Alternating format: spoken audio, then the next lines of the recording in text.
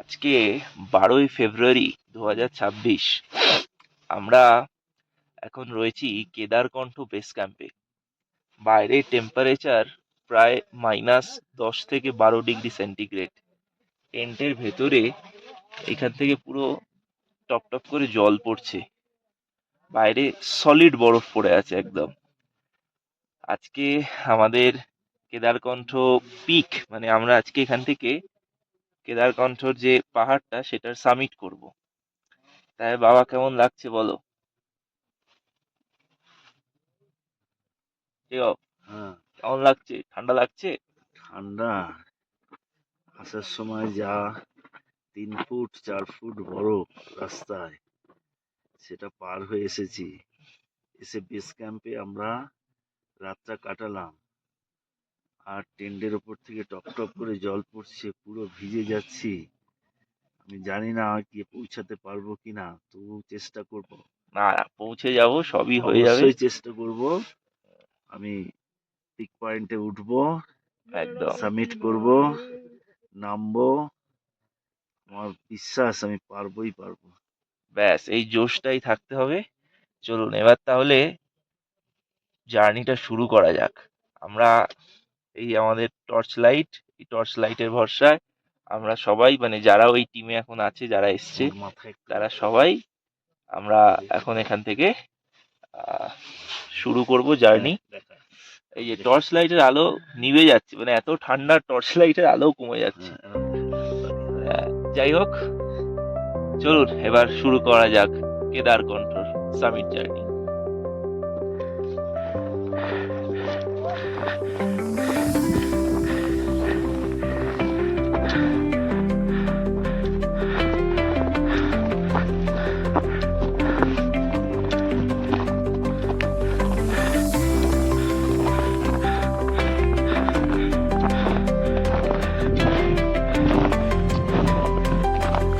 Finally আমরা চড়াই start করেছি। Temperature almost -16 degree. Oxygen level কমছে, ঠান্ডা সেরকম বাড়ছে, সেরকম হাওয়া দিচ্ছে। সব মিলিয়ে মিশিয়ে একটা থ্রিলিং এক্সপিরিয়েন্স। পিছনে পুরো টিম আসছে, and we are leading from the front. Almost first tea point jeta ache, after 150 to 200 meter we have crossed it. Now we are heading towards the summit.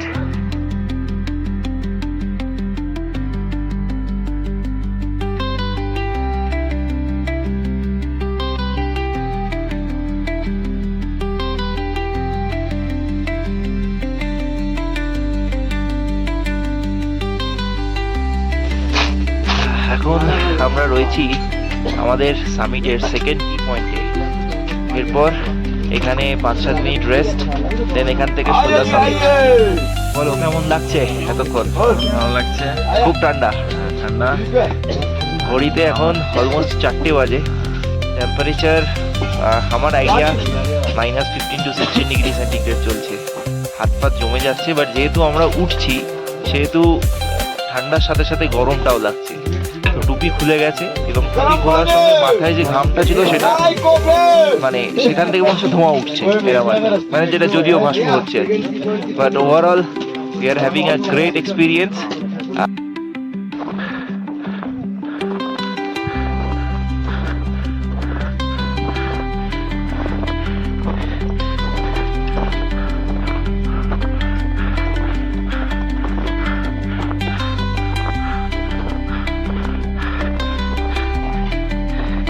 কেমন লাগছে?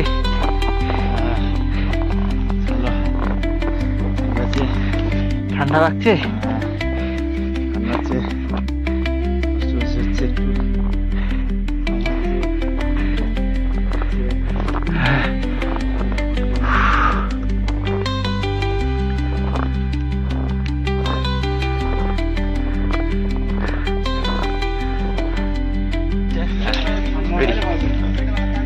এখন আমরা রয়েছি লাস্ট টি পয়েন্ট, আর এক cup গরম গরম lemon tea, দারুণ লাগছে, মারাত্মক ঠান্ডা। আর এটা হচ্ছে লাস্ট, এরপরে আর কোনো টি পয়েন্ট নেই, এখান থেকে সোজা সামিট এখান থেকে অলমোস্ট ওই 1-1.5 কিলোমিটার হবে, মানে রাত্রি যেহেতু বোঝা যাচ্ছে না, বাট আপচা বোঝা যাচ্ছে পাহাড়টা। Very excited for the peak. আর এখনো অবধি এভরিথিং ইজ ফাইন, কোনো অসুবিধা তো হয়নি। আশা করছি পিকটাও করে ফেলবো ঠিকঠাক, করে নেবেও চলে যাবো। চলো, ঠিক আছে সব, বাস একদম।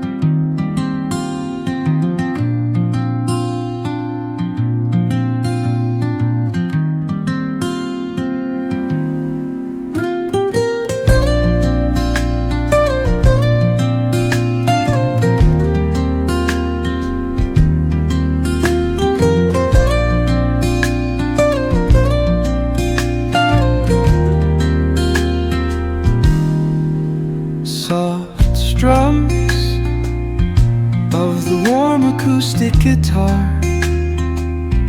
blend with the gentle sound of the waves crashing against the shore. A serene melody weaves through the breeze, creating a soothing rhythm that mirrors the ocean's ebb and flow.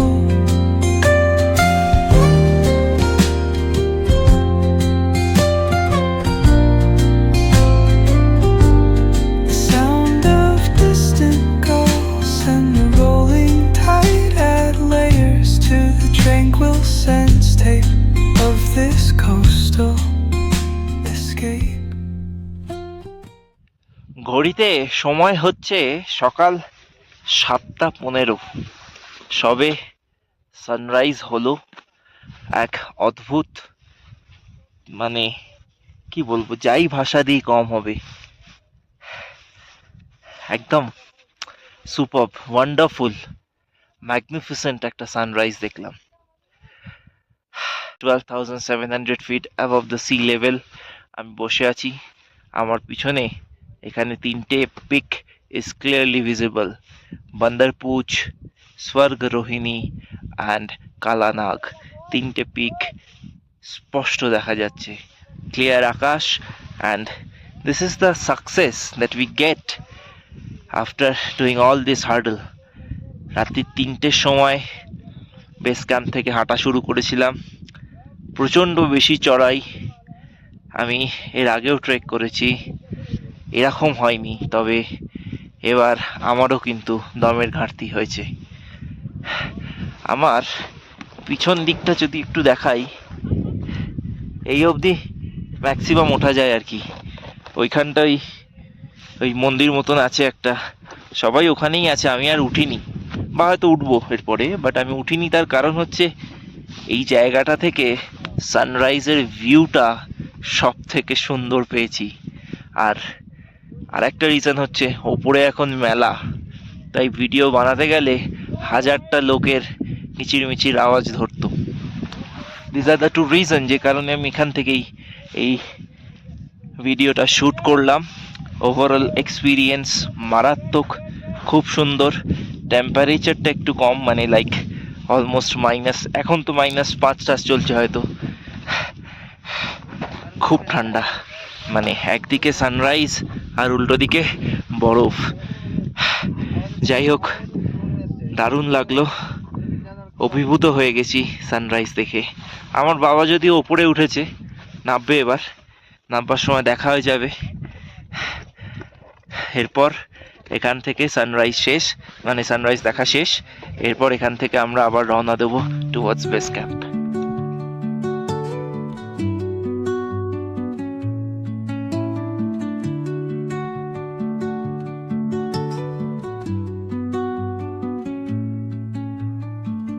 Under the boughs where the shadows play, the wind hums songs at the break of day.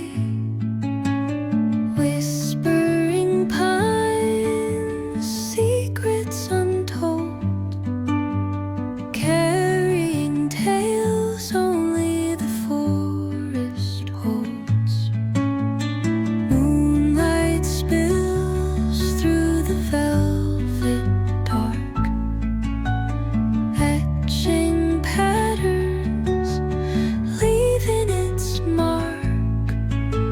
The roots stretch deep, the earth's gentle sigh, a lullaby sung to the open sky.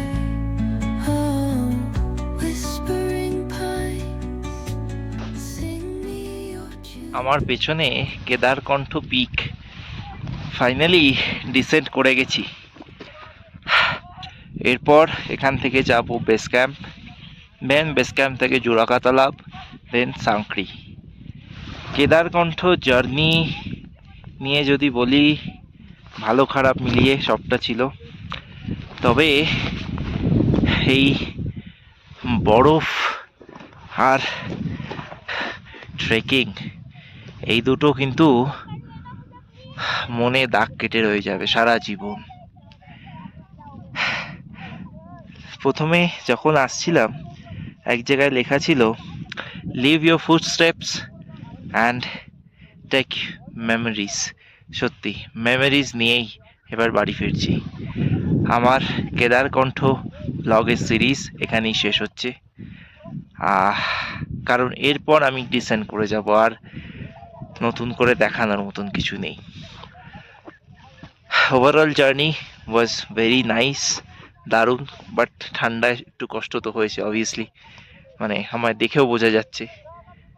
But কষ্ট না করলে তো কেষ্ট মেলে না, ঠিক তেমনই কেদারকণ্ঠ সারা জীবন মনে থাকবে। খুব ভালো ঘুরলাম, খুব ভালো ট্রেক হলো। এবার back to Kolkata, back to again old life, একঘেয়েমি জীবন। চলুন তাহলে এই ভিডিও সিরিজ এখানেই শেষ হলো। সবাই ভালো থাকবেন, সুস্থ থাকবেন, আর চ্যানেলটিকে অবশ্যই সাবস্ক্রাইব করবেন, কারণ আমরা আবার নতুন নতুন যেখানেও যাব না কেন ভিডিও বানাবো এবং এই চ্যানেলে দেবো। আর ভিডিওগুলো যদি ভালো লাগে তাহলে লাইক করবেন আর ভিডিওগুলো শেয়ার করবেন।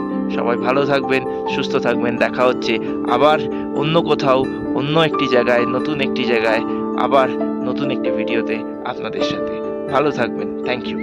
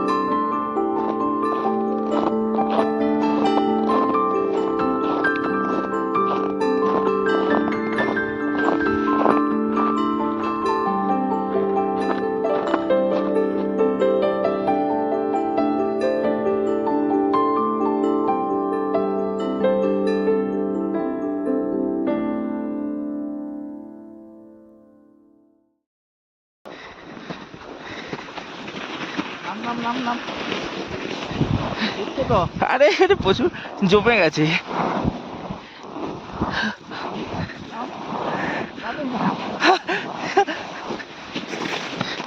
চলো আরে আমার সামনে অনেক বড়।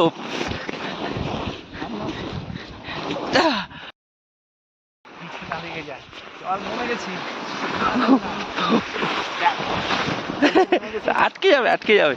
আটকে গেলে কি হবে? লাগবে তো। লাগবে না, লাগবে না। পুরো ভিজছে, অনেক বরফ পড়ে আছে। ওর জন্য না, পাটা তুল না, পাটা তুলে রাখ, তাহলে যেতে পারছি। না দাঁড়াও, দাঁড়াও। যাই যা, দেখ, দেখ,